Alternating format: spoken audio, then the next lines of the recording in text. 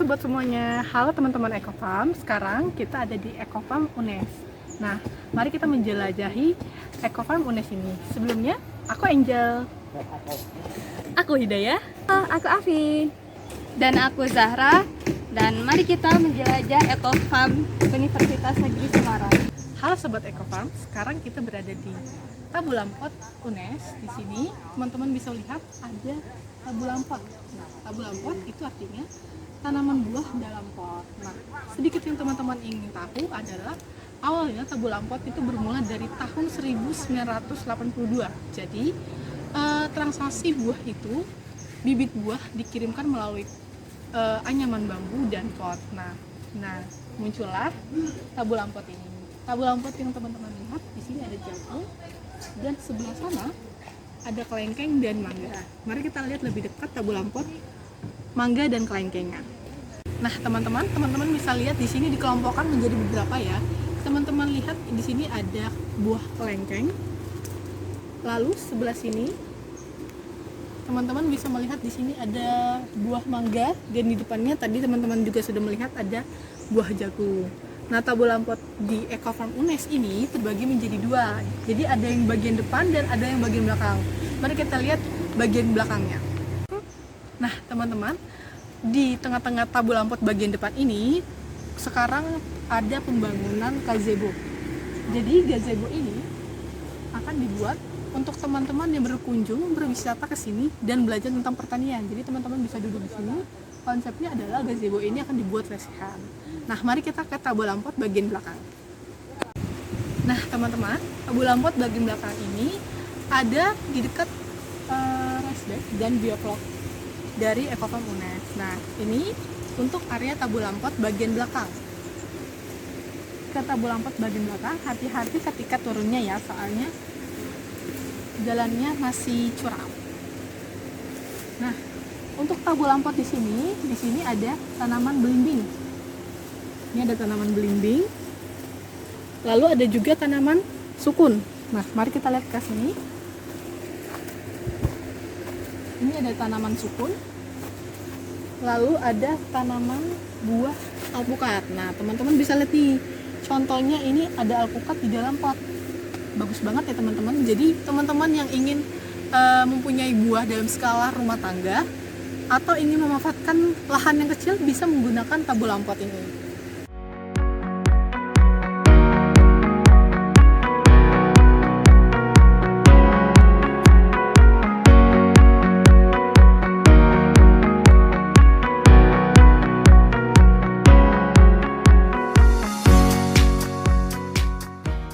Baik teman-teman, di dekat tabulampot ini, di dekat area tabulampot di sini ada beberapa rumah ya.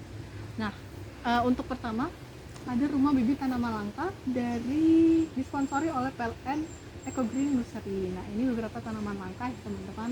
Di sini ada dawadaru, ada gayam dan lain-lain.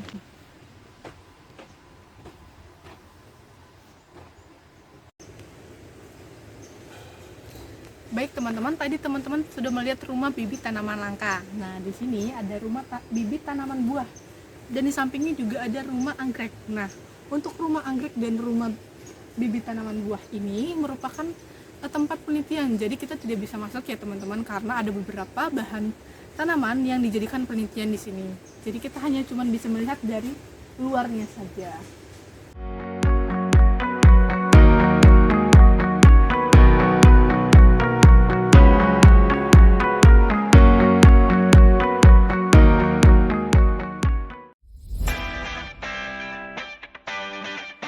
Halo Sobat Evam, saat ini kita ada di salah satu tempat yang sangat menarik di Ekofarm, yaitu rumah hidroponik. Nah, rumah hidroponik adalah rumah tempat menanam sayuran di mana tidak menggunakan tanah, yaitu menggunakan air. Nah, gimana sih cara menanamnya? Ayo kita cari tahu bersama.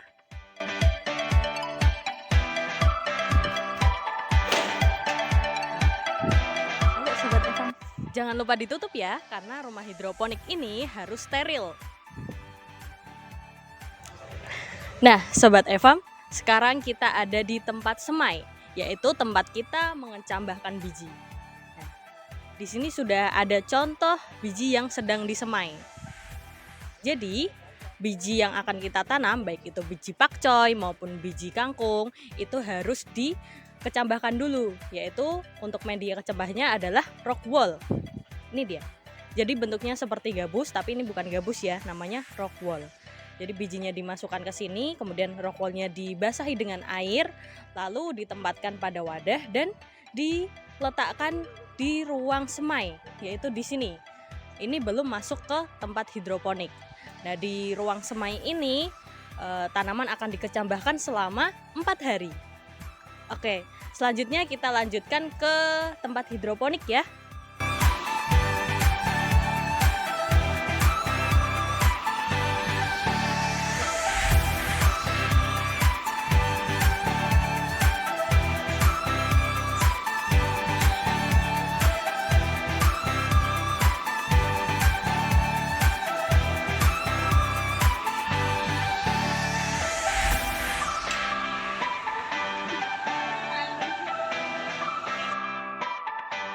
Nah, Sobat FM, ayo kita kulik bersama bagaimana penanaman dengan teknik hidroponik ya. Oke, ayo. Jadi, Sobat FM, biji yang telah kita kecambahkan tadi nanti kita akan tanam di dalam guli. Jadi, alat yang besar dan panjang ini adalah guli. Nah, tanaman tadi akan dimasukkan ke dalam net pot. Net pot bentuknya seperti ini ya teman-teman. Jadi seperti cup kecil. Nah, nanti kecambah beserta rock wool-nya akan dimasukkan ke dalam net pot. Nih, bisa dilihat. Oke. Setelah dimasukkan ke dalam net pot, nanti akan ditempatkan di guli. Jadi gulinya ini sudah ada lubang-lubangnya. Nah,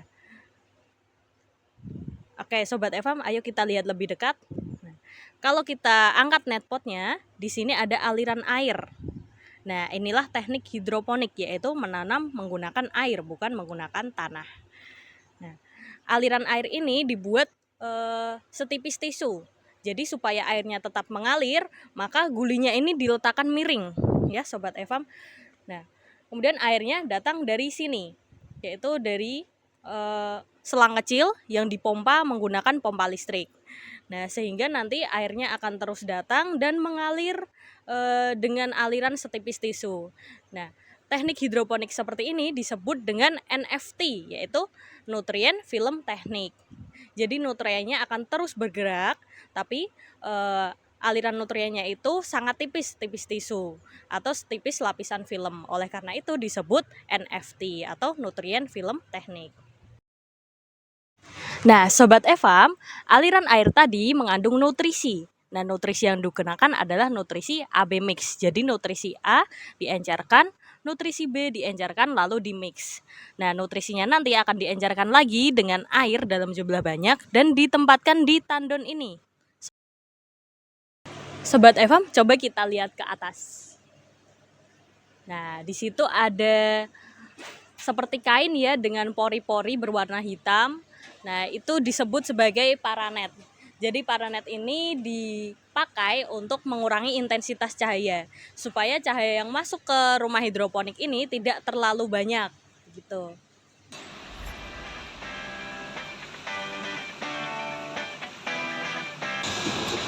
Halo Sobat Eva, sekarang kita sudah di tempat pertanian organik. Nah, saksikannya di sini juga ada tamu yang berkunjung di taman pertanian organik ini. Bisa kita lihat ada yang namanya rice bed. Yang warna putih konbrak ini disebut rice bed. Di sini fungsinya untuk sebagai wadah media tanam. Kita menanam menggunakan rice bed, di mana rice bed ini adalah wadah untuk teknik penanaman dengan no-dig garden, di mana no-dig garden itu teknik penanaman tanpa menggali tanah. Nah, jadi untuk menjaga kestabilan tanah dan juga mikroorganisme tanah, jadi enggak dicampur. Nah, untuk lapisan pupuk atau media tanahnya, ini lapisan pertamanya itu menggunakan lapisan coklat, kemudian lapisan hijau, di mana lapisan coklat itu adalah lapisan pupuk organik yang kering, sedangkan yang lapisan hijau adalah pupuk yang organik basah.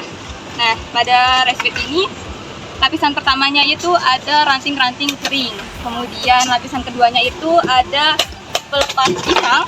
Kemudian lapisan ketiganya itu ada serasah daun, dan lapisan keempatnya itu ada pupuk kotoran sapi yang dicampur dengan tanah subur. Nah, bisa kita lihat di sini ada tanaman kangkung dan juga cabai. Nah, untuk tanaman kangkung ini sudah siap panen ya teman-teman. Mari kita panen teman-teman ya. Kita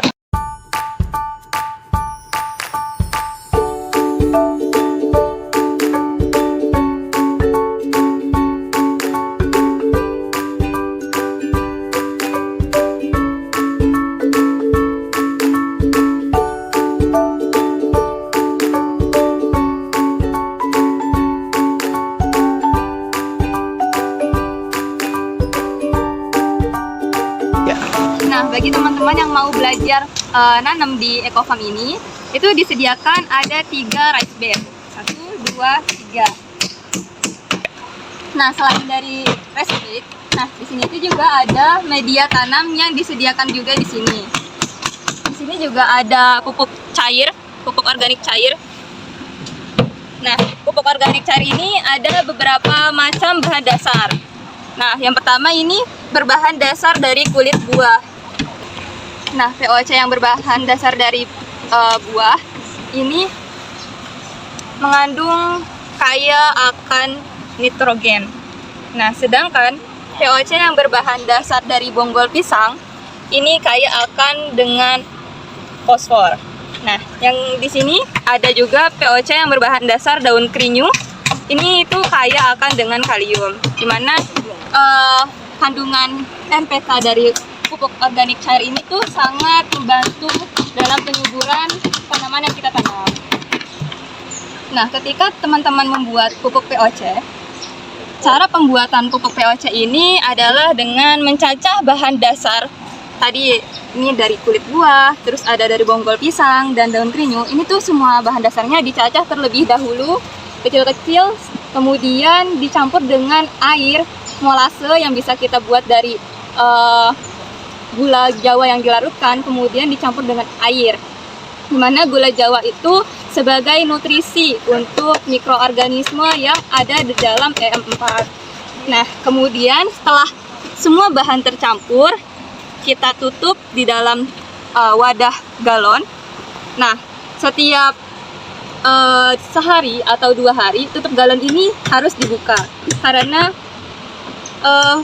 tahapan proses fermentasi pada pupuk POC ini menimbulkan gas fermentasi, sehingga harus dibuka secara berkala. Karena kalau tidak dibuka itu akan menyebabkan ledakan gas fermentasi. Nah, kita tunggu fermentasi pupuk POC-nya ini selama 2-3 minggu, kemudian baru bisa digunakan. Nah, cara penggunaan pupuk POC ini adalah kita menyaring terlebih dahulu. Ini kan masih ada limbah-limbahnya bercampur dengan pupuk cair ya. Nah, kita saring terlebih dahulu, kemudian kita campur dengan air dan baru bisa kita gunakan ke tanaman yang akan kita beri pupuk.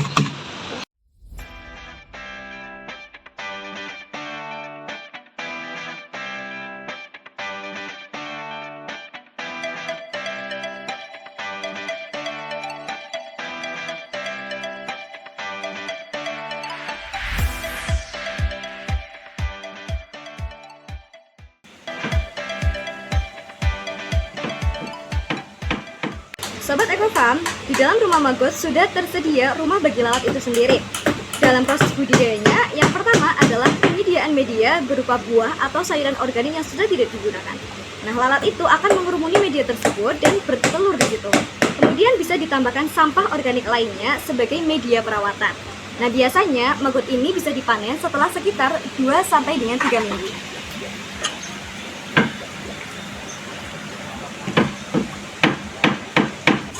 Tapi mohon maaf ya Sobat Ecofarm, di sini kita tidak bisa masuk karena di siang hari itu biasanya lalat aktif. Jadi ketika dibuka ya rumah maggotnya, kemungkinan besar adalah mereka bisa keluar ya. Jadi tidak bisa masuk. Mohon maaf ya teman-teman. Nah, itu dia perjalanan kami di Ecofarm UNES. Kita tunggu kedatangan Sobat Ecofarm ya.